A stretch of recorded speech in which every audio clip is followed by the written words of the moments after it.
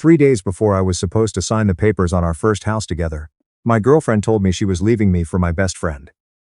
My parents sat across from me at the kitchen table and told me I was overreacting. Then they stopped returning my calls entirely when I wouldn't show up to celebrate the two of them at Thanksgiving. 6 months later, they were standing on my doorstep in November cold, voices shaking, begging me to help them fix something they never thought I'd find out about. I'm 34. I live in Calgary now, in a neighborhood I chose because nobody here knows my last name, and I figured I'd post this because I've been carrying it for long enough that it started to feel like furniture, something I just move around instead of dealing with. So here it is. My name's Joel. Until about 18 months ago, I thought I had the two things most guys my age spend their 20s chasing in their 30s finally holding on to. A relationship worth keeping and a friend who actually had my back. Her name was Diane. My best friend's name was Rob. I met Diane at a climbing gym in Kelowna. This was 6 years ago. I was terrible at it. She was patient about that, in a way that told me something about who she was before I even knew her last name. We started dating 2 months later and spent the next 5 years doing the slow, quiet work of building something real. Splitting bills. Figuring out whose family to visit at Christmas. Arguing about whether to get a dog before or after. We settled somewhere permanent. We settled on after, then slowly changed after into a specific number. The spring we turned 34. That spring became a house. The house became a neighborhood in Calgary near a park she liked. We found one. A semi-detached on a tree-lined street, the kind with a little front porch that would be frozen salsa, but still, it was ours. The offer was accepted. We were 3 days from signing. Rob had been my best friend since we were 19, back when we were both doing first year at UBC, and terrible at looking after ourselves. He was the person I called when my dad was hospitalized, 2 years into med school, the person who drove 4 hours to sit with me in a waiting room, and didn't say much but was there. He was the best man I'd already asked to stand beside me when Diane and I eventually got married. I hadn't put a ring on her finger yet, but I had the conversation with Rob about it. He knew what I was planning. He'd helped me think through it. That's the part that still sits funny with me. The night it happened, I came home from a site visit. I work in civil engineering, lots of long days outdoors, and Diane was already home. She was sitting at the kitchen table, and something about the way she was sitting told me before she even opened her mouth. Posture too straight. Hands folded like she was bracing herself. She'd clearly rehearsed whatever was coming. She said she needed to talk to me. I asked if she wanted a glass of water first. She said no. Then she said, "I can't go through with the house, Joel. I can't go through with any of it." I sat down slowly. I asked if it was the neighborhood. If it was money. If it was the timing. She shook her head. "It's Rob." I heard the words, but they took a few seconds to land. Like when you stub your toe and the pain doesn't register immediately, just this weird delay before it hits you. "What do you mean it's Rob?" "I mean, I've been feeling something for him for a while, and I think he feels the same way, and I can't pretend I don't know that anymore." I didn't yell. I didn't flip the table. I sat there and I looked at the person I'd spent 6 years building a life with, and I tried to find something in her face that made sense. She looked sorry, but she also looked like she'd made her decision well before she sat down to have this conversation. The sorry part was almost performative, like she was grieving something she'd already let go of. I asked how long. She said a few months of feelings, nothing physical. I asked if Rob knew she was telling me tonight. She said, "Just." That last one landed harder than the rest. I told her to stay at her sister's place for a few days. She nodded, like that was reasonable. Like we were calmly dividing logistics after a business meeting. She packed a bag and left, and I stood in the kitchen for a long time after the door clicked shut, looking at the fridge where we'd stuck the photo of the front porch of this house we were about to buy. I called my parents that same night. My dad picked up, and I told him what happened. There was a pause. Then he said, "That's a hard thing to hear. But Joel, Rob is a good person. People don't choose who they fall for." I waited for something else. There wasn't anything else. My mom took the phone and said maybe it was better this way. That maybe Diane and Rob were better suited. That I'd find someone when the time was right. I think I just said yeah and hung up. I don't entirely remember. I remember the feeling, which was this cold hollow thing, like the bottom had dropped out of a situation that was already bad enough. Here's the part that made it worse. My parents had known Rob almost as long as I had. He'd spent holidays with us. He'd sat at their table. My mom had once told me Rob was the kind of person she'd always hoped I'd find in a friend. And when I called them that night to tell them, my best friend had taken the person I was about to build a life with, their first move was to remind me that people can't control who they fall for. Not once did either of them ask me how I was. The weeks after that were the kind of quiet that has texture. I went to work. I came home. I ate things that didn't require cooking. I pulled out of the house purchase. Our real estate agent was kind about it, said she'd seen worse. And I started looking for a lease instead of something permanent. Because I suddenly didn't trust my own judgment about what permanent looked like. My parents called occasionally, but not to check in. They called to update me. Rob and Diane were together now, officially. They were looking at a place together in Kelowna. My parents thought it was nice that things were working out. My mom actually used the phrase "things working out," and I had to put the phone down for us a second. Then came the call that broke the last thing I was still holding onto. My mom said they were having a small Thanksgiving dinner. This would be mid-October, about 6 weeks after the split, and that she hoped I'd come. And then she said, almost as an afterthought, that Rob and Diane would also be there. That she hoped I could put things behind me enough to sit at the same table with them. That it would mean a lot to have the family together. I said I wouldn't be there. She said she understood but that holding on to anger wasn't healthy. I said this wasn't about anger. She said she hoped I'd reconsider. I said I wouldn't. 2 days later my dad called. He was less gentle about it. He said I was being immature. That Rob was practically family. That refusing to be in the same room as him was embarrassing. And that if I kept this up I was going to isolate myself from the people who cared about me. He said word for word, "Rob has always handled things better than you." I'm not surprised Diane saw that. I let that sit for a second. Then I told him I needed some space and hung up. I moved to Calgary shortly after. I had a job offer I'd been sitting on for months, the kind of offer you talk yourself out of taking because the timing never feels right. The timing suddenly felt right. I took it. I packed what fit in my truck, put the rest in a storage unit, and drove east through the mountains in the kind of weather that makes you feel very small and also, oddly, very free. I didn't tell my parents I was going until I was already here. I texted them my new address, kept it brief. My mom replied with a question mark. My dad didn't reply at all. For the first time in months, that felt fine. Calgary was good to me from the start. The job was interesting, infrastructure projects, a team that actually communicated, a manager who treated site engineers like adults. I found a place in a walkable neighborhood, got to know a few people in my building, started climbing again at a gym near 17th Ave. I wasn't happy the way I'd been happy before, but I was functional, and functional started to feel like its own kind of win. My parents didn't fully cut me off, but they went quiet in the way families do when they've decided the difficult person is you. My mom sent forwarded news articles sometimes, the kind with no message attached. My dad left voicemails that were businesslike and brief. Rob texted once, around November, to say he hoped I was doing okay. I didn't respond. What I didn't know, what I couldn't have known, was that something was already shifting back in Kelowna, and I wouldn't find out until the morning everything came apart. I'm a pretty light sleeper. Always have been. So when my phone started buzzing at 5:47 on a Thursday morning in February, I was awake by the second ring. I saw my mom's name on the screen and figured someone had died. I answered. She was crying before I could say anything. Not the quiet kind. The kind that comes in waves, where the person on the other end has to stop and get air between sentences. My dad was in the background saying my name like a question. "Joel, you need to come home. Something happened." I sat up in bed. I asked what. "There's an article, it came out last night, about your father's company. About the land project. They're saying, Joel, they're saying he falsified environmental reports. They're saying the whole development was built on contaminated land that he knew about and buried." I didn't move for a second. My dad runs a private land development company in the Okanagan. Mid-sized outfit, mostly residential projects.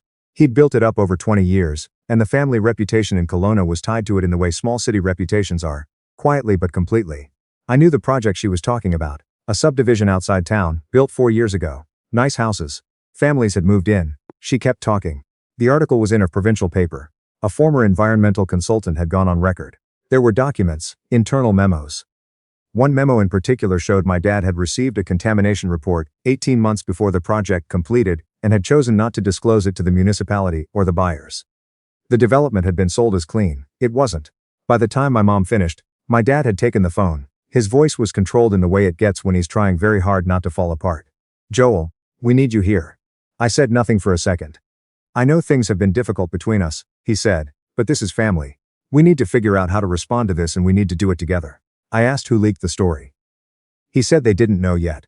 He said maybe an old employee with a grudge. He said maybe a competitor. He said maybe someone who'd always wanted to see him fail. I asked him directly, "Dad, is the memo real?" A pause.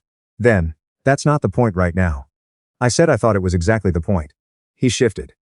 He said the situation was more complicated than the article made it seem. He said the contamination levels were within a range that certain consultants considered acceptable. He said there were other opinions. He said the reporter had gone in with an agenda.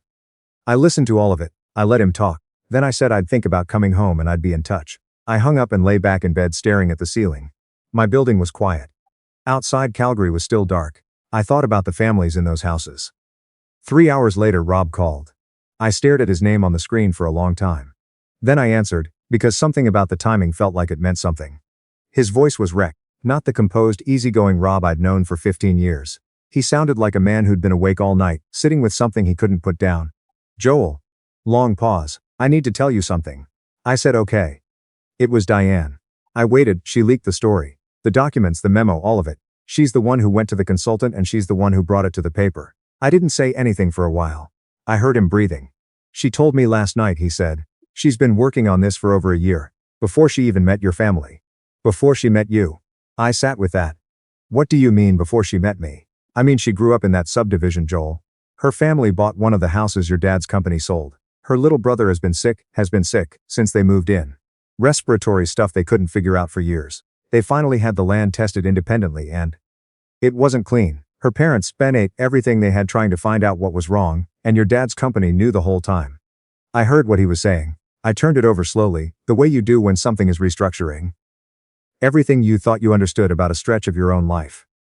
She got close to your family to get access, Rob said. To find out who knew what. To get close enough to locate documents that wouldn't show up in a formal inquiry. He stopped. I don't think she planned on staying as long as she did. I don't think she planned on a lot of things. Did she plan on you? Quiet. No, he said finally. I don't think I was in the plan. I think that part was real. I didn't know what to do with that. I still don't entirely, if I'm being honest. Why are you telling me this? I said. Because you deserve to know. Because I've been sitting here all night thinking about what I did and what she did and what your family did and… Joel, you were the only one who didn't do anything wrong in this whole thing and you got the worst of it. That's been eating me alive. I told him I appreciated that. I meant it, I think. It wasn't enough to fix anything, but it was something. We stayed on the phone for another few minutes without saying much. Then I told him I needed to go think. And he said okay, and that was the last conversation we had for a long time. I called my parents back. My dad answered. I told him I knew about Diane. I told him I knew why she'd done it. I told him about her brother and the land tests, and the years her family had spent, trying to figure out what was making her little brother sick. He went very quiet. I said, I'm not coming home to help manage a PR strategy, Dad. I'm not going to help you get ahead of this story. If what she found is true, and I think you know whether it's true, then those families deserve to know what they're living on. You're going to need a lawyer, not me. He started to say something about loyalty. About family. About how I was turning my back on them when they needed me most. I said what I'd been thinking for the better part of a year. You turned your back on me the night I called you about Diane and Rob, and your first response was to remind me that people fall for who they fall for. Ice. You turned your back on me at Thanksgiving. You turned your back on me when you told me Rob always handled things better. I'm not coming home. But I genuinely hope you do the right thing. I hung up before he could respond. What happened next took about 2 weeks to unfold. The provincial paper's story got picked up nationally. A law firm in Vancouver announced it was launching a class action on behalf of homeowners in the subdivision. The municipality opened an investigation. My dad's company lost its primary financing partner within 8 days of the article running. By the end of the month, the development license was suspended. My dad didn't fight it publicly the way I expected him to.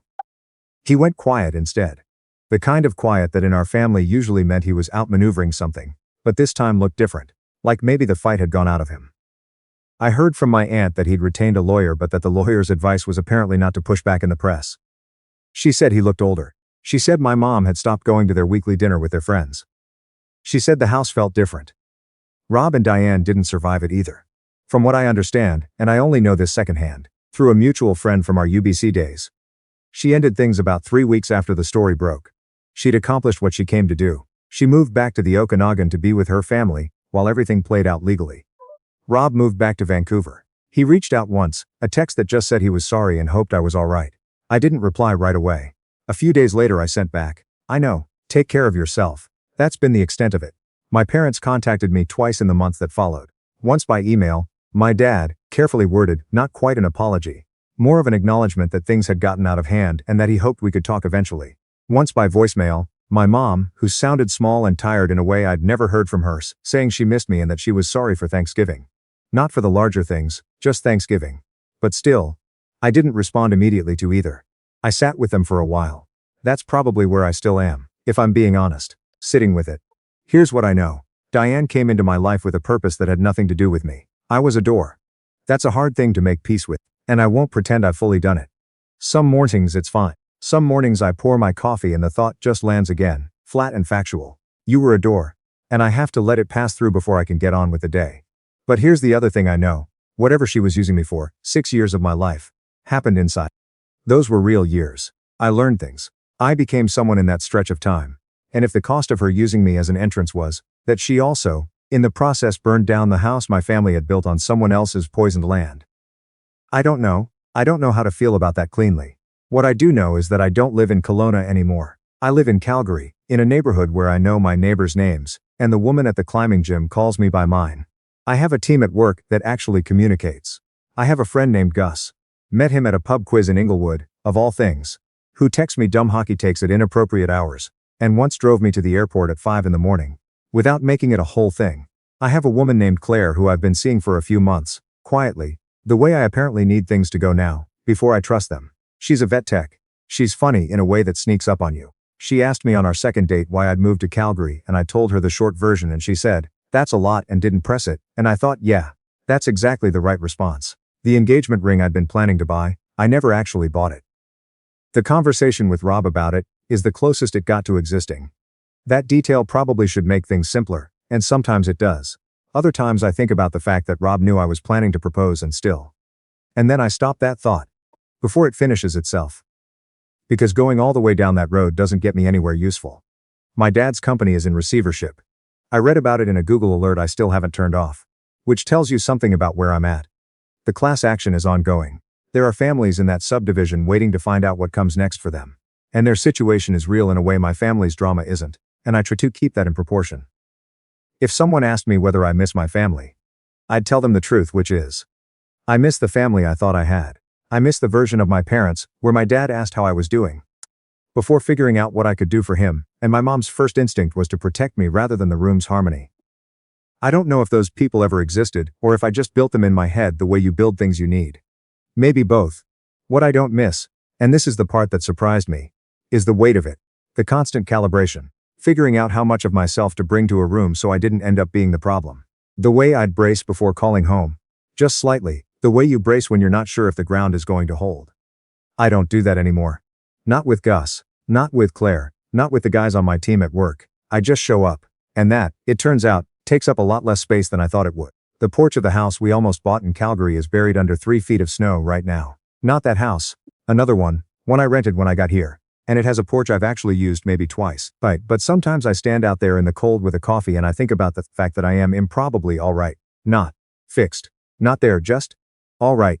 Quietly, stubbornly, in no one's debt, alright. That turns out to be enough.